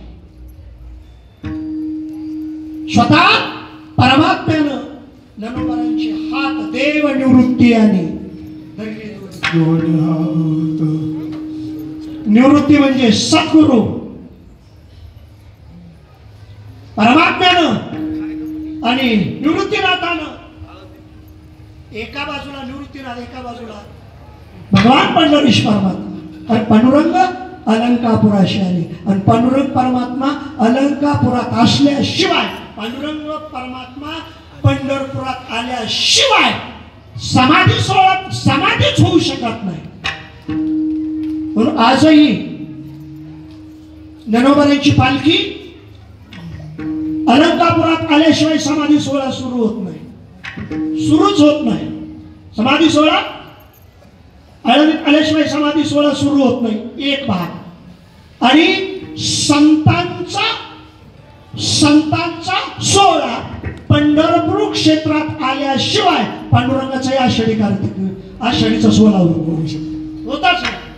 अनेक संतांच्या पालख्या दशमीला पंढरपुरामध्ये प्रस्थान ठेवतात, तिथून आषाढीचा सोहळा सुरू होतो. खऱ्या अर्थानं देव आणि भक्ताचा जो आहे ना त्याला सोहळा म्हणतात. ज्ञानोबारायांचा समाधी नाही, समाधी अवस्था नाही, आपल्याकरता समाधी हा सोहळा आहे. परंतु हा सोहळा, ही समाधी परमात्मा आणि ज्ञानोबाराय समाधी करताही दोन्ही तिथं उपस्थित आहे. आणि काला सुद्धा देव आणि संतात होते. संत इथं ज्ञानाची भूमिका आहे, संत इथं ज्ञानाची भूमिका आहे. ज्ञानात काला सांगितलेला आहे, म्हणून निळोबारांना चिंतन करावं लागलं. काला करीती संत जन, संत जन काला करीती, काला करती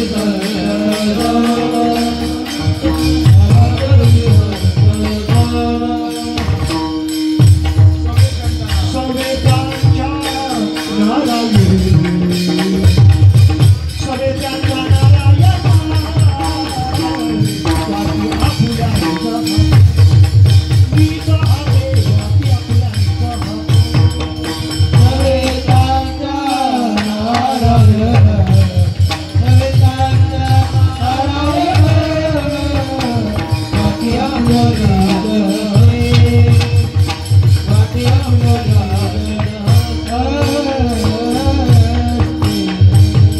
निळोबारायांचं चिंतन आहे, काळाकरती संत सगळं सवे त्यांच्या नारायण. ज्ञान म्हणजे संत, ज्ञान आणि परमात्मा हे दोन्ही असल्याशिवाय समाधी नाही, आणि ज्ञान आणि परमात्मा असल्याशिवाय काला सुद्धा नाही. समाधीतही ज्ञान म्हणजे ज्ञानोबार आहे आणि दुसरं परमात्मा आहे. आणि काल्यामध्ये सुद्धा ज्ञानही आहे.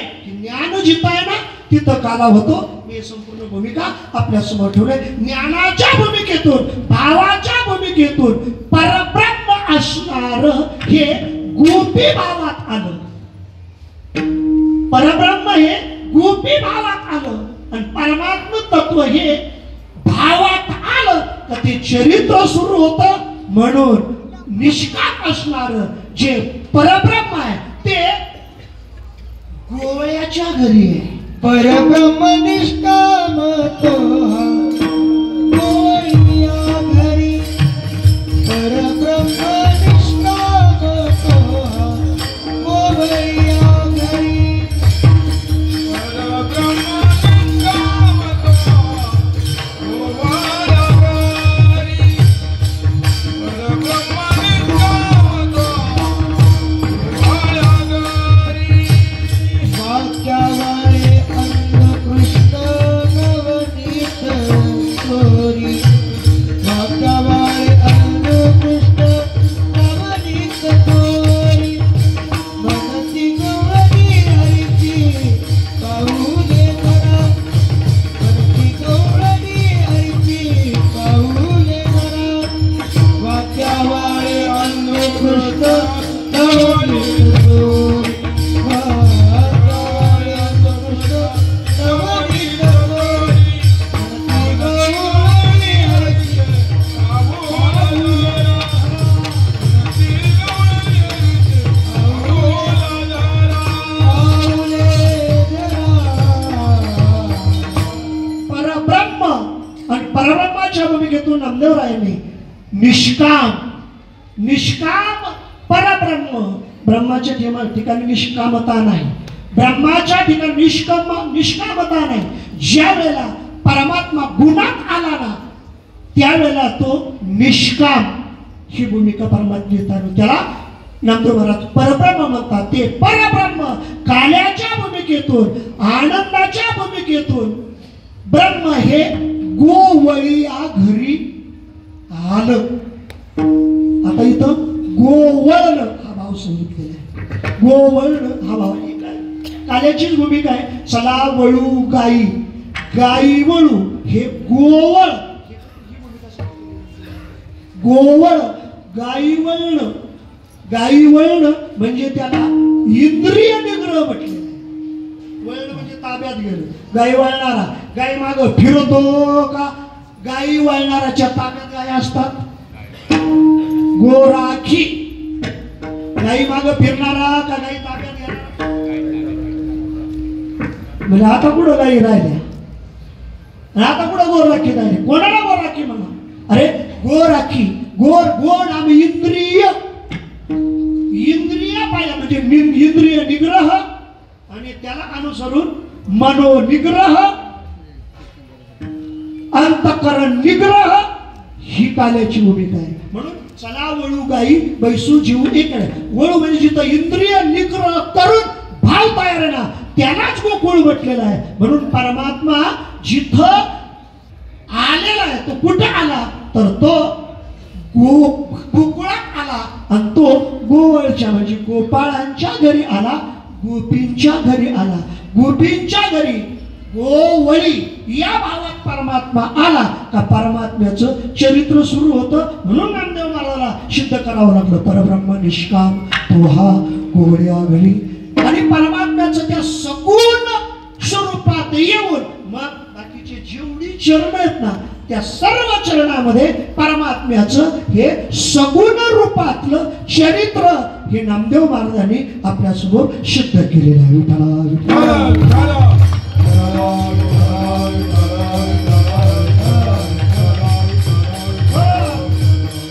परब्रह्म निष्काम तो हा गोवळ्या घरी वाक्यावाळ्यांजूच कृष्ण नवणी तो छोरी. आणि परमात्म्यानं जे चरित्र केलं, चरित्र काय केलं फक्त परत तो गोपी भाव जागृत ठेवण्याकरता परमात्म्याच्या खोडे परमात्म्याचं चरित्र आहे.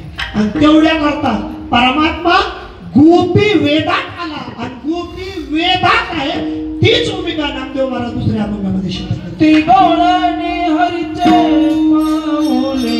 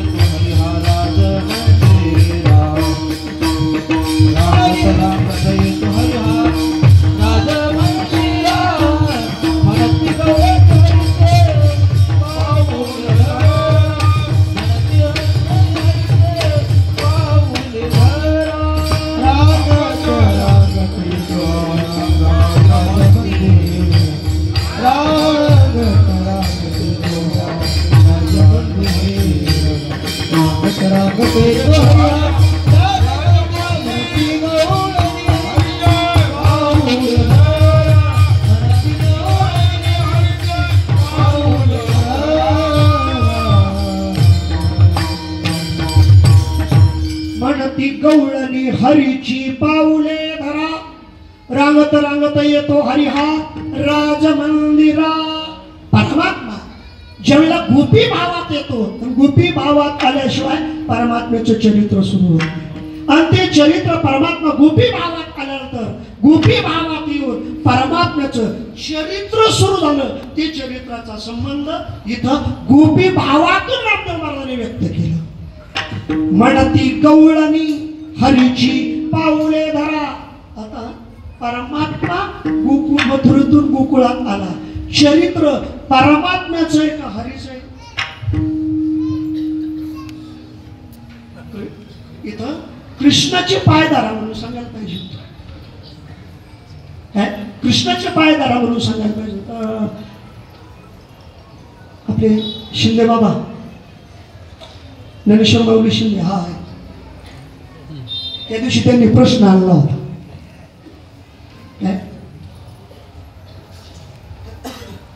तिथं कृष्णाचा संबंध उच्चार करायला पाहिजे. तिथं पांडुरंगाचा का केला. इथं कृष्णाचा उल्लेख करायला पाहिजे होता पण इथं हरीचा उल्लेख केला. आता हरी हे पद हे केवळ कृष्णाकडे जात नाही तर हरी हे पद तुमच्या आमच्या स्वरूपाकडे जात. कारण हे आत्मवाचक पद आहे. हरी जिथं जिथं अभंगामध्ये हरी हे पद आलेलं ना हरिपाठ हा इथं आत्मवाचक पद सिद्ध केलेलं आहे. आत्म्याला अनुसरून हरी ही भूमिका नामदेव महाराजांनी स्वीकारली, सर्व संतांनी स्वीकारली. म्हणती गवळणी हरीची पाऊले धरा. पाऊले हे ज्ञानवाचक पद आहे. चरण हे ज्ञानवाचक पद आहे. ज्ञानात आल्याशिवाय आत्म्याचं ज्ञान होणार नाही. आणि आत्म्याचं झालं की परमात्म्याचं ज्ञान त्याच्याशिवाय होऊ शकत नाही. म्हणून महात्म्यानं आपल्याला जे महावाक्य दिलं, जे अनुग्रह दिला, त्या अनुग्रहाची भूमिका त्वं तत् अशी इथं लक्षणा केली. त्वं तत् अशी, ते तू आहेस. कोण आहेस? कृष्ण आहेस, पांडुरंग आहेस, कोण आहे? तर इथं सांगितलंय ते मी आहे, ते तू आहेस, ते ही आत्म्याकडे जाणारी भूमिका. जसे संगीतामध्ये प्रत्येक भाव म्हणजे स्वर, प्रत्येक भाव कोणता राग असू द्या, कोणती मात्रा असू द्या, कोणती चाल असू द्या, हे प्रत्येक स्वर कुणकडे घेऊन जातात? हे प्रत्येक स्वर जे संगीतातले सप्तस्वराची मालिका सांगितली आहे, जे सप्तस्वर कुणकडे घेऊन जातात? तर हे प्रत्येक स्वर आपल्या मूळ स्वरूपाकडे घेऊन जातात. सा पासून जो आरोह सुरू होतात, सा रे ग म प ध नी निशापर्यंत 7 स्वर पूर्ण होतात. या सप्त भूमिका सांगितल्या. या स्वरातून आपल्याला जायचे, आपल्याला कुठपर्यंत जायचं? तर त्याची भूमिका आहे स्वरूपापर्यंत जायचे. सा हे परमात्मवाचक पद आहे आणि त्याच्या भूमिकेतूनच बोलतो. सा हे परमात्मवाचक पद आहे आणि मूळ सा हे मूळ हे आत्मवाचक पद आहे. आत्म्या साध्य करणं, आत्माच्या स्वरूपात येणं आणि आत्म्यापासून आत्माच परमात्मा स्वरूपाला प्राप्त होणं, हा नामदेव महाराजाला काला सांगायचं.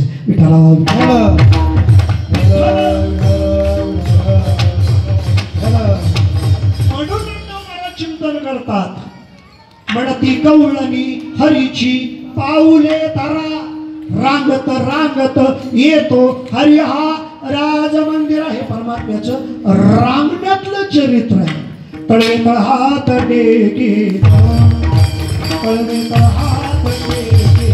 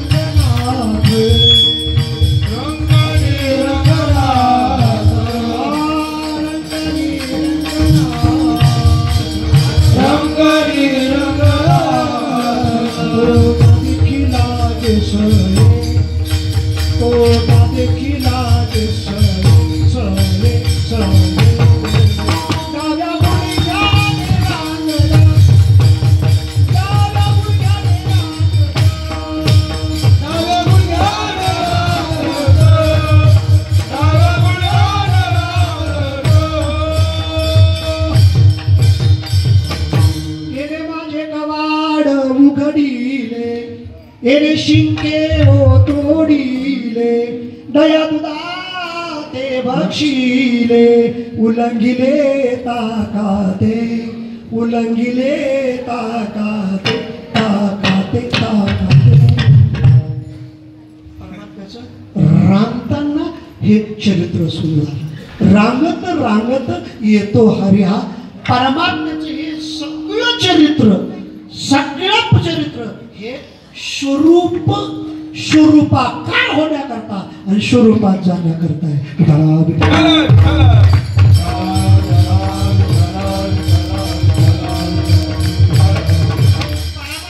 जेवढं चरित्र केलं, मला ते चरित्र सांगायचं नाही, जेवढं परमात्म्यानं चरित्र केलं, हे चरित्र आपल्या मूळ स्वरूपात जाण्याकरता आहे. मूळ स्वरूप आपल्या प्रत्येकाला स्वरूपाकार तयार करण्याकरता आहे. परंतु हे चरित्र परमात्म्याचं रांगणं घ्या, चोरी करणं घ्या, खोड्या करणं घ्या, हे सगळं परमात्म्याचं लपून छपून आहे. विठ्ठला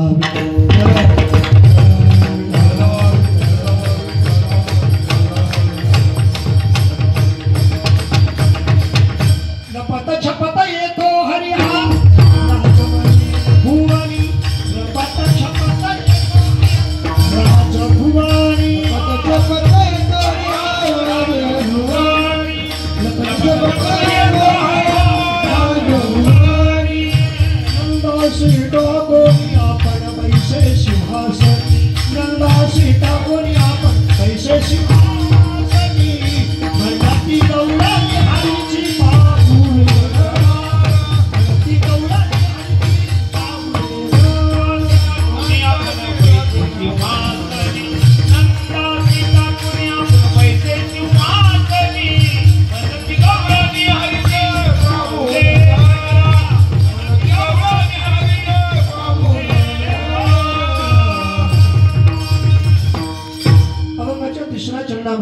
नामदेवराय महाराज हा भाव अभंगाच्या रूपाने आपल्या समोर ठेवतात. लपत छपत येतो हा राज भुवनी. हा लपत म्हणजे म्हणून याचं कळतच नाही. न कळे कानोबाची कोडे सर्व करतोय. हे संपूर्ण विश्व जे चालतं ज्याला विश्वनाथ म्हटले, ज्याला विश्वंभर म्हटलेलं आहे. विष्णू सहस्त्र नामामध्ये त्याला विश्वंभर म्हटलेलं आहे. संपूर्ण विश्वाचा नियंता आहे. विश्वाला चालवणार आहे. हे सगळं तोच करतोय. परंतु तो करतो हे कोणालाच कळून देत नाही. म्हणून त्याला या भूमिकेतून चोरही म्हटलेला आहे. कारण चोर कसा येतो? अगोदर मेसेज येतो. चोर कसा येतो? चोर कसा येतो? चोरी कसा करतो? हेही कोणाला कळत नाही. तुकोबाराने एक सुंदर अभंग दिलेला आहे. फक्त तेवढा घड्याळाकडे पाहून तेवढी भूमिका आपल्या समोर ठेवतो. देवाची घरी देवी केली चोरी. देवे देव नागोनी केला भिकारी. संबंध सांगितलं तर देवाची घरी देवे केली. देवाच्याच घरी आणि कोणी देवाने चोरी केली. आता इथं हे दोन देव कोणते? काय तुमची आमची भूमिका शिकारली तुकोबार आहे. हा शिव आहे ना, हा एक देव तुकोबाराने स्वीकारला. आपली जी साधना आहे, साधनेतून जो अंतरंगामध्ये जो परिणाम होतोय, चिंतनानं नामस्मरण जो परिणाम होतोय ना, जो परिणाम होतोय त्या परिणामाला चोरी म्हटलेलं आहे. मला वेळ वाढवायचा नाही. परिणामाला चोरी म्हटलेलं आहे. म्हणून चोरी ही कशा करता असते? ऐका, चोरी ही कशा करता असते? आता चोरी आपली वस्तूकडे जाते, पदार्थाकडे जाते. परंतु खऱ्या अर्थानं चोरीची मूळ भूमिका हे स्वरूप भाव चोरलं. हरिणे माझे हरिले चित्त. हरिणे माझे हरे काय चोरलं? चित्त चोरी. नंदाचा नंद चित्त चोरी. हा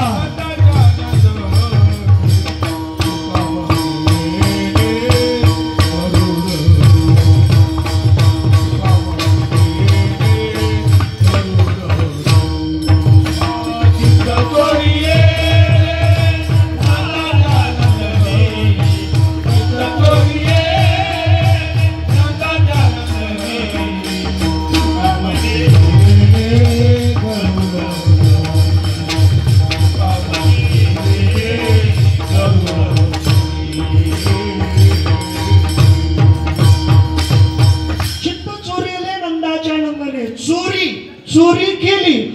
हे एक व्यवहार आहे. व्यवहार म्हणजे भक्ती.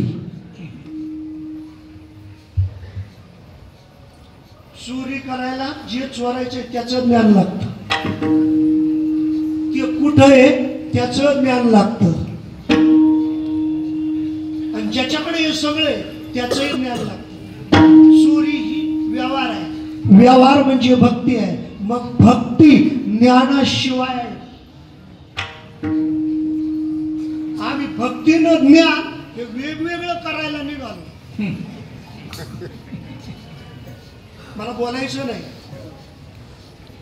मला ते बोलायचं आहे. भक्ती आणि ज्ञान आपण वेगवेगळं करायला निघालो. मला सांगायचं आहे, जिथं भक्ती आहे तिथं ज्ञान.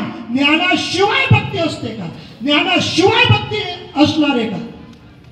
आणि त्या ज्ञानाकरता सगळे ग्रंथ तयार झाले. सगळे पारायण करणं ज्ञान आहे का भक्ती आहे? झाला आता काला. पारायण करणं ज्ञान आहे का भक्ती आहे? मग तुम्हाला जर ज्ञान झालं, पारायण करायचं का नाही करायचं? बोलतोय ते लक्षात. अहो आपण पारायण करतो हे सगळं भक्तीच आहे, परंतु हे सगळं करणं जे पारायण करणं कशा करताय? मला ज्ञान वाजा करून चालणार नाही. ज्ञाना करताच आपलं सगळं काही ज्ञाना करताच चाललेलं आहे. कारण ज्ञान आपल्याला स्वरूपाप्रमाणे सगळ्या ग्रंथाची भूमिका. ग्रंथ किती असले तरी त्या सगळ्या ग्रंथाची भूमिका ही ज्ञानाकडे जाते. ज्ञानाकडे जाते म्हणजे सगळ्या ग्रंथाची भूमिका आपल्या स्वरूपाकडे जाते. स्वरूपाकार, स्वरूप सिद्धी मिळवणे, स्वरूप सिद्धी, स्वरूपाकार होण्याकरता स्वरूपाच्या दृष्टीने ही ज्ञानाची भूमिका. मग ही भूमिका करत असताना मला सांगायचे, चोरी करत असताना किंवा परमात्मा राजभुवनात आला. राजभुवन त्याला म्हणतात, राजा त्याला म्हणतात आनंद.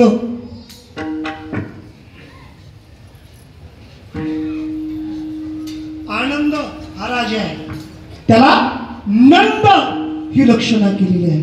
नंद हे आनंदवाचक पद आहे. नंद ही आनंद वाचक. मला वेळेचा अभाव आहे म्हणून कृष्णाचे दोन बाप सांगितले. एक भाव आणि दुसरा आनंद. एक भाव एक आनंद. वसुदेव हा भाव आहे आणि नंद हा दुसरा बाप आहे. बापाचे वाद आहेत. बापाचे वाद आहे समाजामध्ये. कोणी म्हणती नंदाचा, कोणी म्हणती वसुदेवाचा. ठावच नाही बापाचा. कोण कृष्ण? अरे बाप समजून घ्या. एक नंदाचं, एक आनंद म्हणजे नंद आणि दुसरा भाव वसुदेव. हे दोन बाप. त्याच्या बापाचा वाद करण्यापेक्षा आपल्या बापाचा विचार करा ना. त्याचे तो दोन बापाचा आहे. तुम्ही आम्ही किती बापाची? दोन बापाची. 12 बापाची.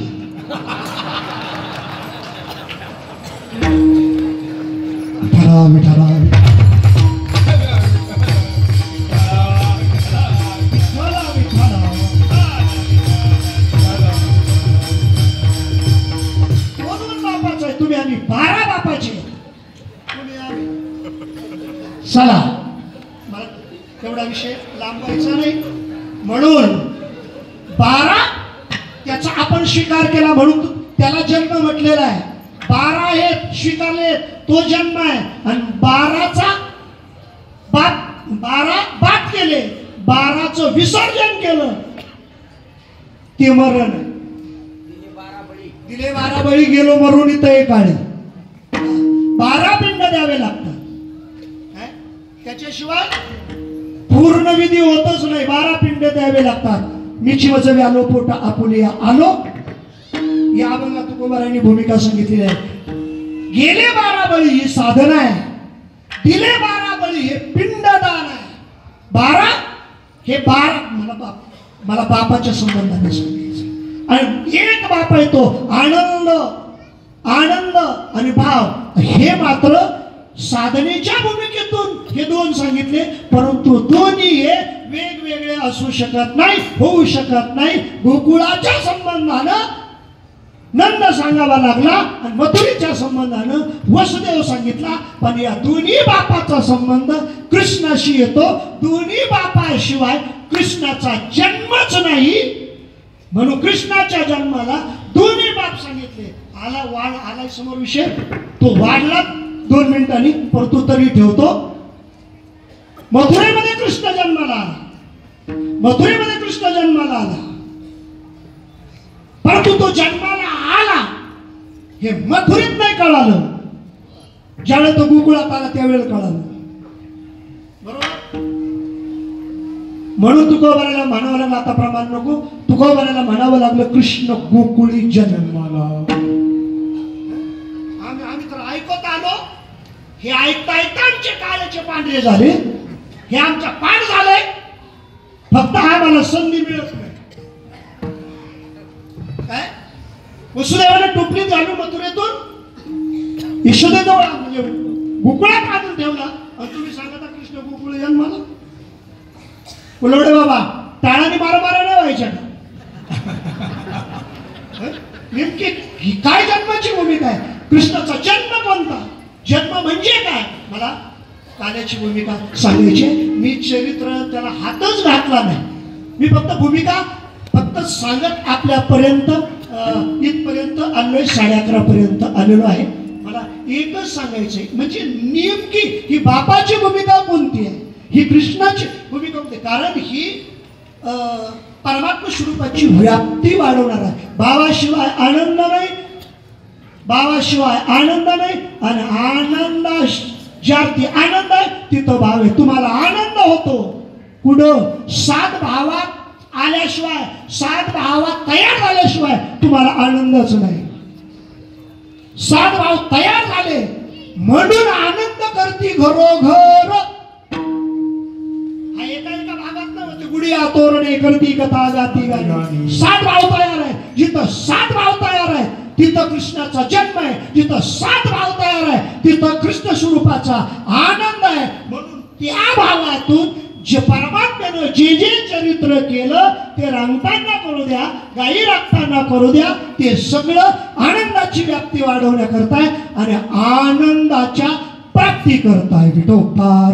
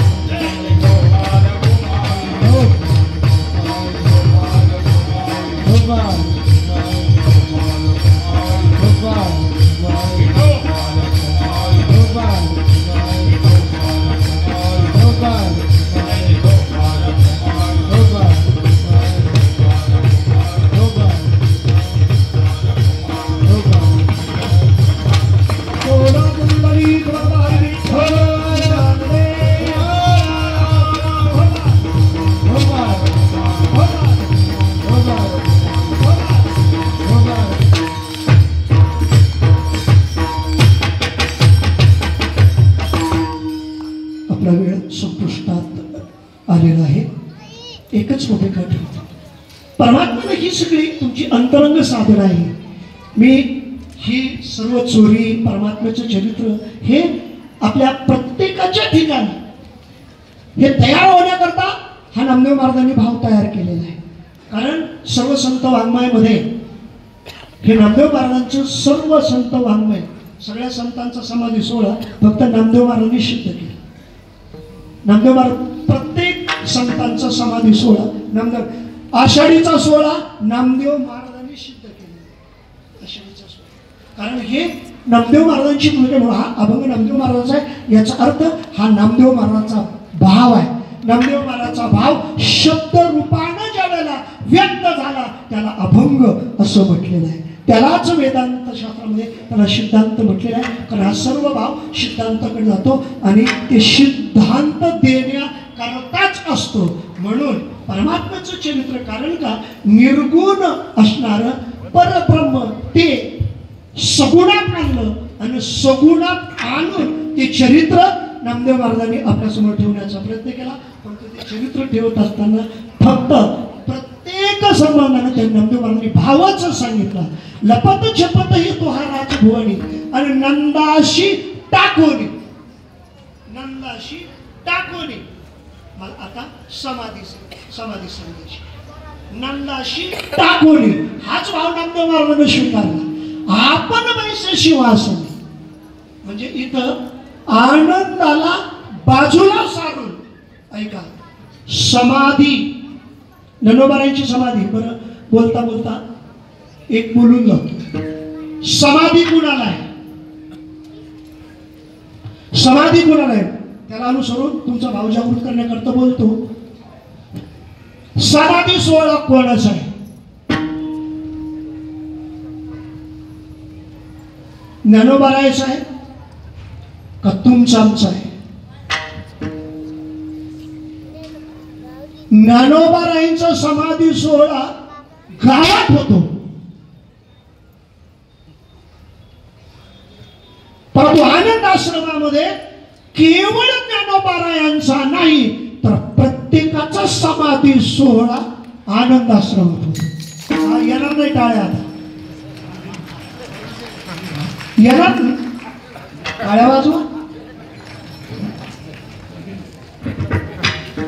प्रत्येकाला आपापला समाधी सोहळा करण्याचं साधन महात्म्याने तुम्हाला आम्हाला दिलेलं आहे. हा आनंद आश्रम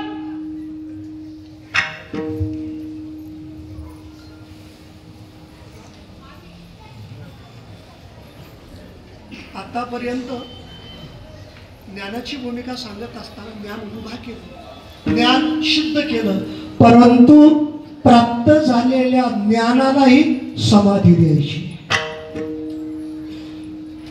ही ज्ञानाला समाधी आहे, ज्ञानाची समाधी आहे.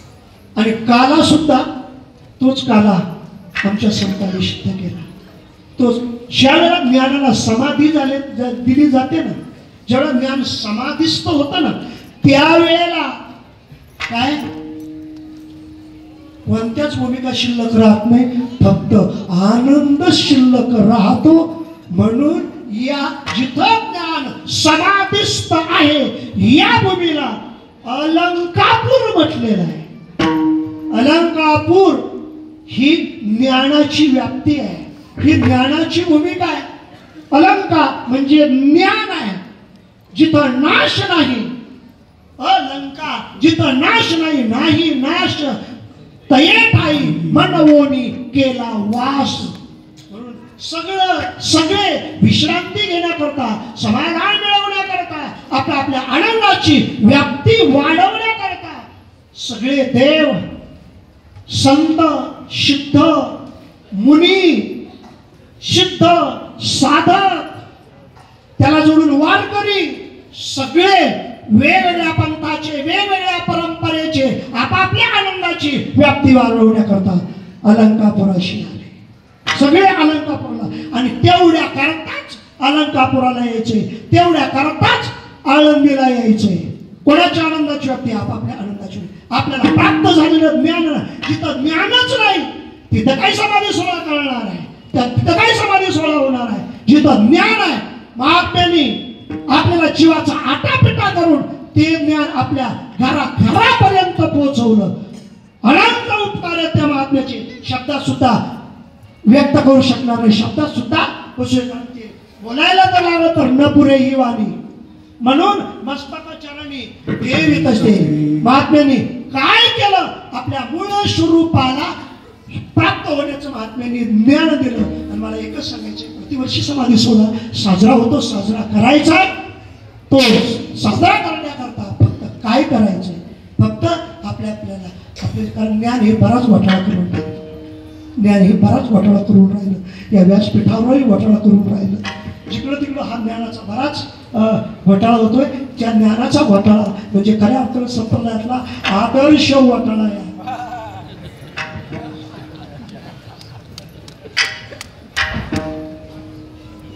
म्हणून एकच विनंती करतो, जाता जाता आता समाधी सोहळा आपल्याला 5-7 मिनिटं समाधी सोहळ्याची भूमिका आपल्याला सिद्ध करायची आणि कार्यक्रमाची सांगता करायची. म्हणून ही खऱ्या अर्थानं समाधी म्हणजे बांधलेलं थडगं नाही, त्याला समाधी म्हणत नाही, ते थडगं झालं. समाधी ही प्रत्येकाची अवस्था आहे, प्रत्येकाची अवस्था आहे. प्रत्येकाला तो अधिकार आहे समाधी करा. आणि म्हणून मी ज्याच्या वेळेला व्यासपीठावर ज्यावेळी येतो ना आणि खऱ्या अर्थानं फक्त ती भूमिका फक्त आपल्याला इथंच प्राप्त होते. बाकीकडे ऐकायला मिळेल परंतु समाधी सोहळा नाही. इथं समाधी सोहळा आहे, आनंद आहे. म्हणून या आश्रमाला आनंद आश्रम हे नाव दिलेलं आहे. थोडक्यामध्ये नामदेव महाराज चिंतन करतात. सापडला देवारी याशी बांधा डाव्याने. हा देवारा म्हणजे देह हा देवारा आहे आणि त्या देवाऱ्यात तो सापडला. आता बांधा डाव्याने. कारण का शंख चक्र गदा पद्म शारंग पाणी सर्वासहित आपल्या स्वरूपात तो परमात्मा आलेला आहे. त्याला बांधा आणि तेवढ्या करता म्हणती गौरवी हरीची पावली धरा. बहुता पुण्ये बहुता कष्टे जोडले या देवा. अनंत पवाडे तुमची न गणती मावा. म्हणून नामा म्हणे केशवा. अहो तुम्ही दातारा जन्मोजन्मी द्यावी तुमची चरण शिवा. ज्ञानेश्वर